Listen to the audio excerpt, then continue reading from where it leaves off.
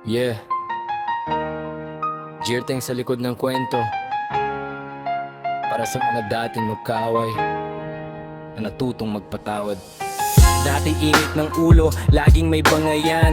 Konting tinginan lang, agad may sigawan. Parehong matigas, walang gustong umatras. Akala namin noon habang buhay nagalit ang landas. Pero habang tumatagal, marami ring natutunan. Hindi lahat ng laban dapat pinapatulan. Mas mabigat ang respeto kaysa sa yabang. Mas mahalaga ang pagkakaibigan kaysa sa nakaraan. Dati mag-aaway, ngayon magkaibigan. Wala nang traidoran, puro katapatan. Harapan kong magsalita, wala ang plastikan. Totoo na sa sarili, tunay na samahan. Dati magkaaway, ngayon magkaibigan. Kahit ano mang unos ay kayang lampasan. Wala nang siraan, wala nang iwanan. Magkasama hanggang dulo, yan ang pangako namin. Naalala ko pa noon, puro init at galit. Ngayon tawanan na lang kapag pinag-uusapan saglit.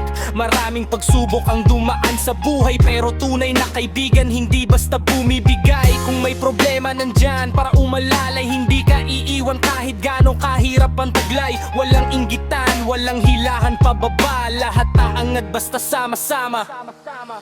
Dati magkaaway, ngayon magkaibigan. Wala nang traidoran, puro katapatan. Harapan kong magsalita, wala ang plastikan. Totoo na sa sarili, tunay na samahan. Dati magkaaway, ngayon magkaibigan. Kahit ano mang unos ay kayang lampasan. Wala nang siraan, wala nang iwanan. Magkasama hanggang dulo, yan ang pangako namin. Sa mga dating magkaaway na nagkayos na, patunay na ang respeto'y kayang bumuo ng tiwala.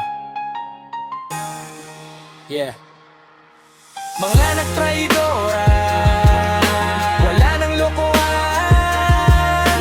Tunay na pagkakaibigan ang siyang pinanghahawakan. Dati magkaaway, ngayon magkaibigan. Wala nang traidoran, puro katapatan. Harapan kong magsalita, wala ang plastikan. Totoo na sa sarili, tunay na samahan. Dati magkaaway, ngayon magkaibigan. Kahit ano mang unos ay kayang lampasan. Wala nang siraan, wala nang iwanan. Magkasama hanggang dulo, yan ang pangako namin.